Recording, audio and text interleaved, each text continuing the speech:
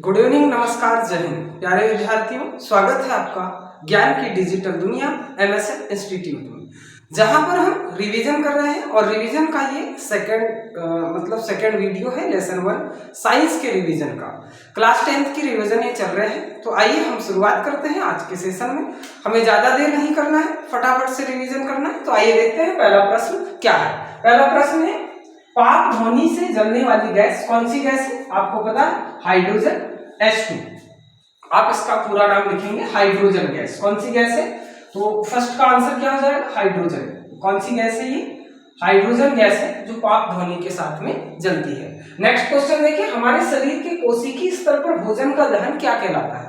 तो कोशिका में भोजन का अगर दहन होगा तो उसे किस नाम से जाना जाता है? उसे श्वसन के नाम से जाना जाता है। आपको पता है, श्वसन एक प्रकार की ऊष्माक्षेपी अभिक्रिया है। नेक्स्ट क्वेश्चन देखिए, लंबे समय तक सेवन ना करने पर सूखे मेवों के सड़ने का कारण क्या है? आपको पता है, विकृत गंधिता।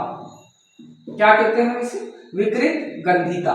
ठीक है, लंबे समय तक अगर खाद्य पदार्थ है वो, या फिर पैकेट बंद खाद्य पदार्थ जो होंगे, विकृत गंधिता है। और विकृत गंधिता से बचाने के लिए हम क्या करते हैं? तो पैकेट के अंदर हम नाइट्रोजन गैस भरते हैं, क्योंकि ऑक्सीजन गैस नाइट्रोजन से क्या होता है, ज्यादा अधिक रिएक्टिव होता है। नाइट्रोजन गैस कम रिएक्टिव है, इस कारण से ऑक्सीडेशन नहीं होता है। तो विकृत गंधिता, इससे बचाने के उपाय नाइट्रोजन गैस। नेक्स्ट देखें, H2 व O2 का ह्रास, H2 का योग तथा O2 का ह्रास। अगर किसी पदार्थ में H2 का योग हो गया, कोई पदार्थ है, कोई मान लीजिए चलो कोई भी पदार्थ है, उसमें H2 का योग हो गया या फिर ऑक्सीजन का ह्रास हो गया, खालिस्तान अभिक्रिया कहलाएगी। याद करो, कौन सी अभिक्रिया? अपचयन अभिक्रिया। अगर किसी पदार्थ में H2 का योग हो रहा है या फिर O2 का ह्रास हो रहा है, इसे हम क्या कहते हैं? अपचयन कहते हैं। और ऑक्सीकरण किसे कहते हैं? ऐसी अभिक्रिया जिसमें ऑक्सीजन का योग हो और हाइड्रोजन का निष्कासन हो या हाइड्रोजन का ह्रास हो जाए, तो हम उसे क्या कहेंगे? ऑक्सीकरण। यहाँ उसका जस्ट उल्टा है, तो अपचयन अभिक्रिया। नेक्स्ट क्वेश्चन देखें, दीवारों पर सफेदी करने के 2-3 दिन बाद दीवारों पर चमक आ जाती है। ऐसा खालिस्तान के निर्माण के कारण होता है। तो दीवारों पर अगर आपने सफेदी कर दिया, दीवारों पर आपने चूना पोत दिया, अब चूना पोताई के बाद में 2-3 दिन बाद उस पर चमक आ जाएगी। क्यों आएगी? क्योंकि दीवार पर एक परत बन जाती है CaCO3, जिसको हम कैल्शियम कार्बोनेट के नाम से जानते हैं। किसकी परत बनेगी? Calcium carbonate. और इस कैल्शियम कार्बोनेट के परत के कारण ही CaCO3 के निर्माण के कारण ही क्या होता है? दीवारों पर चमक आ जाती है। ठीक, कौन सा यौगिक बन रहा है? CaCO3। नेक्स्ट क्वेश्चन देखिए, संगमरमर का रासायनिक सूत्र क्या होता है? बोलो। संगमरमर का रासायनिक सूत्र भी होता है CaCO3। इसका रासायनिक नाम भी होता है कैल्शियम कार्बोनेट। तो संगमरमर का रासायनिक सूत्र CaCO3। नेक्स्ट क्वेश्चन देखिए, किसी रासायनिक समीकरण में अभिकारकों को हमेशा समीकरण के खालिस्तान ओर लिखा जाता है। तो हमेशा समीकरण के बाईं ओर लिखा जाता है। किसको? किसी रासायनिक समीकरण में अभिकारकों को हमेशा समीकरण के बाईं ओर लिखा जाता है। ठीक है, जैसे हमने कहा, एक समीकरण हम लिख रहे हैं यहाँ पे H2 + O2, ये दोनों ने मिलकर के बनाया H2O। तो हमने कहा ये कौन सा हैंड है आपका? ये आपका दायां हाथ है। ये कौन सा हाथ है? दायां। और ये वाला जो हाथ है आपका, ये है बायां हाथ। तो ये हो गया बायां पक्ष। अब देखो, आप हमने कहा अभिकारकों को किस ओर लिखेंगे? तो ये क्या है? H2 और O2, ये है अभिकारक, इसलिए अभिकारकों को बाईं ओर लिखा जाता है। अगर वो उसका उत्पाद को किस ओर लिखा जाता है? तो उत्पाद को लिखा जाता है दाईं ओर। ये रासायनिक समीकरण आपको समझ में आया होगा। नेक्स्ट क्वेश्चन देखिए,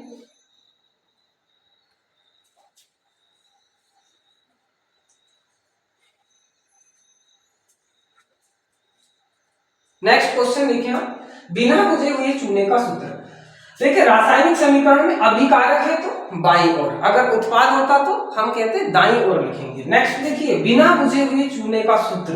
बिना बुझा चूना क्या कहलाता है? बताओ क्या होगा? CaO।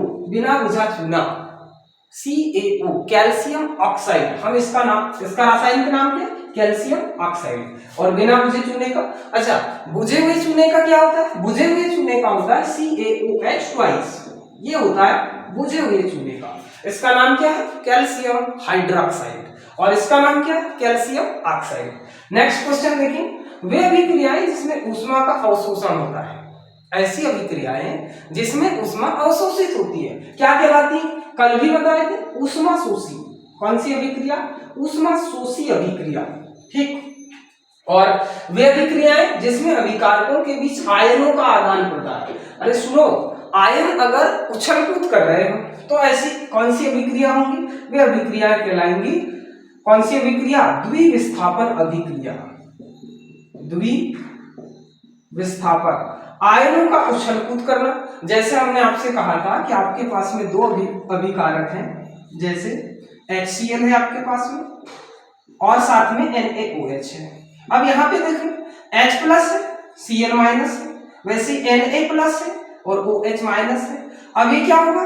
ये H प्लस OH माइनस के साथ में और Na प्लस Cl माइनस के साथ में ये आयन जो होंगे एक दूसरे से क्या होंगे? आदान प्रदान होंगे और नए यौगिक बनेंगे। क्या बनेगा? NaCl।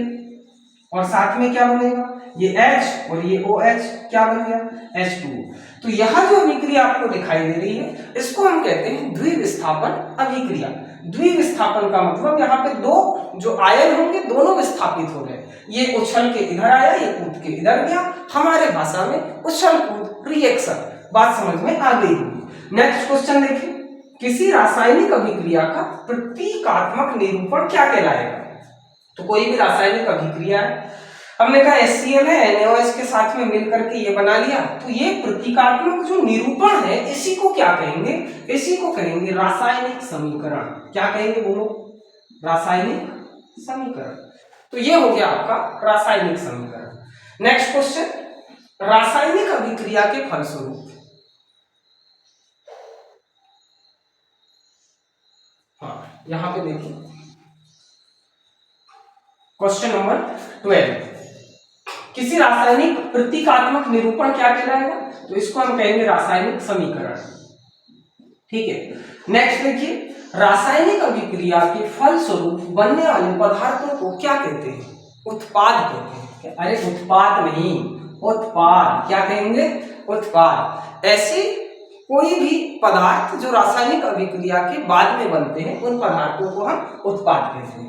वे अभिक्रियाएं जिनमें उत्पाद के निर्माण के साथ साथ ऊष्मा भी उत्पन्न होती है, ऊष्माक्षेपी अभिक्रिया कहलाती है। कौन सी अभिक्रिया? ऊष्मा उत्पन्न हो रही है, इसलिए हम क्या कहेंगे इसे? ऊष्माक्षेपी अभिक्रिया। लोहे की वस्तुओं को खालिस्तान से बचने के लिए उस पर पेंट करते हैं, संक्षारण से बचने के लिए। मतलब लोहे पे जंग लगना क्या कहलाता है? संक्षारण। आपको जंग नहीं लिखना है, आपको लिखना संक्षारण से बचाने के लिए। किससे बचाने के लिए? संक्षारण से। नेक्स्ट क्वेश्चन देखिए, खालिस्तान अभिक्रिया को संयोजन अभिक्रिया के विपरीत कहा जाता है। तो संयोजन अभिक्रिया को कौन सा? वियोजन अभिक्रिया का विपरीत। आपको पता है वियोजन का विपरीत संयोजन। वियोजन अभिक्रिया ऐसी अभिक्रिया जिसमें एकल उत्पाद मतलब एकल अभिकारक टूटकर एक से अधिक उत्पाद दे दे, हम उसको क्या कहेंगे? वियोजन अभिक्रिया। और संयोजन अभिक्रिया जस्ट उसके विपरीत, दो या दो से अधिक अभिकारक मिलकर के एकल उत्पाद बनाएंगे। नेक्स्ट क्वेश्चन देखिए, ऐसी अभिक्रिया जिसमें एकल अभिकर्मक टूटकर छोटे छोटे उत्पाद बनाता है क्या कहलाता है? छोटे छोटे उत्पाद बनाएगा, हम उसे ही तो कहेंगे वियोजन अभिक्रिया। कौन सी अभिक्रिया? वियोजन। Decomposition reaction. कौन सी रिएक्शन? ये देखिए वियोजन अभिक्रिया। यहाँ पे भी आपका आंसर हो गया वियोजन अभिक्रिया। ये सारे आंसर हैं, आप इसको मिला लेंगे। नेक्स्ट क्वेश्चन देखिए, सही जोड़ी बनाइए।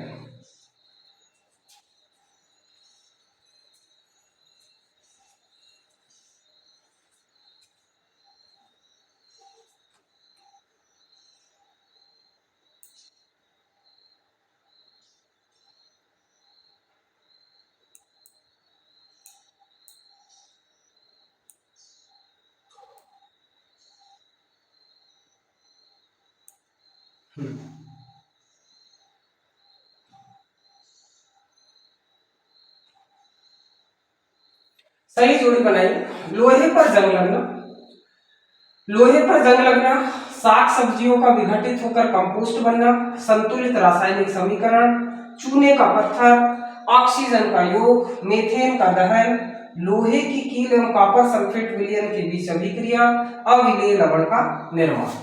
और इस साइड दिया हुआ है आपको अवक्षेपण अभिक्रिया, ऊष्मीय वियोजन, रासायनिक अभिक्रिया, विस्थापन, संक्षारण, प्रति ऑक्सीकरण का उपयोग, द्रव्यमान संरक्षण और है उपचयन अभिक्रिया। तो देखिए यहाँ पर लोहे का जंग लगना क्या कहलाएगा, इसको हम कहेंगे संक्षारण। लोहे में जंग लगने को क्या कहा जाता है, संक्षारण। साग सब्जियों का विघटित होकर कंपोस्ट बनना, अगर साग सब्जी विघटित होकर कंपोस्ट बन रही है तो इसको अवक्षेपण कहेंगे, नहीं कहेंगे। ऊष्मीय वियोजन नहीं होगा। रासायनिक अभिक्रिया हो सकता है, विस्थापन अभिक्रिया, यहाँ पे देखिए लोहे की कील एवं कॉपर सल्फेट का विलयन, ये है विस्थापन अभिक्रिया। कौन सी अभिक्रिया, विस्थापन।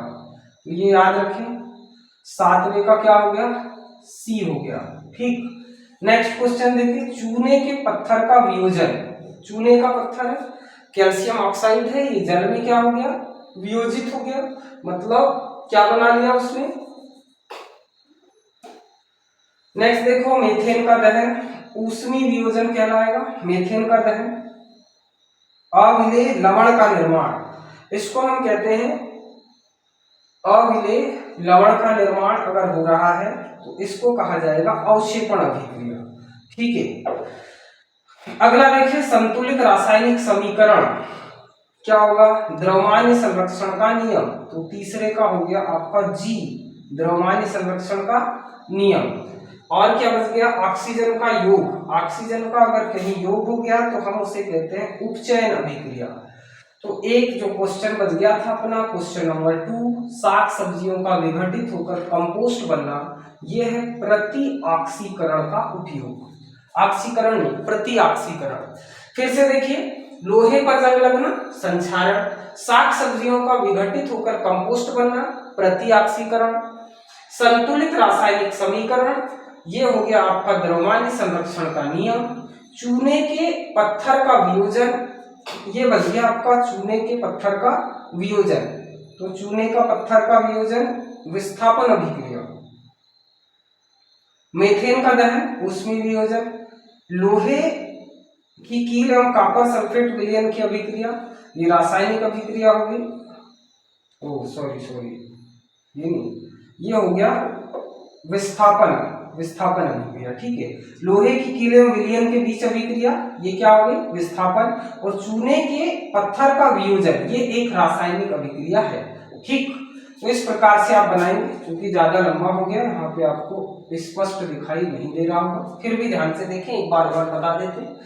लोहे पर जंग लगना, ये क्या है, संक्षारण का एग्जाम्पल है। दूसरा देखिए, साग सब्जियों का विघटित होकर कंपोस्ट बनना, ये क्या है, तो हम कहेंगे कंपोस्ट का बनना प्रति ऑक्सीकरण है। नेक्स्ट देखिए, संतुलित रासायनिक समीकरण, ये क्या है, द्रव्यमान संरक्षण का नियम। चूने के पत्थर का वियोजन एक प्रकार की रासायनिक अभिक्रिया है। ऑक्सीजन के योग को हम उपचयन कहते हैं, इसी को ऑक्सीकरण कहा जाता है। अगला है मीथेन का दहन, उसमें वियोजन होगा। लोहे की कील एवं कॉपर सल्फेट विलयन के बीच अभिक्रिया एक विस्थापन अभिक्रिया है। और अविलेय लवण का निर्माण अवक्षेपण अभिक्रिया हो गई। अविलेय लवण का जो निर्माण होगा अवक्षेपण अभिक्रिया का एग्जाम्पल है। तो ये थे आपके सही जोड़ी मिलाइए। नेक्स्ट क्वेश्चन यानी सत्य असत्य, एक शब्द में उत्तर, और बाकी के जो क्वेश्चंस होंगे हम नेक्स्ट वीडियो में हम इसकी बात करेंगे। तब तक के लिए पढ़ते रहें, बढ़ते रहें। जय हिंद।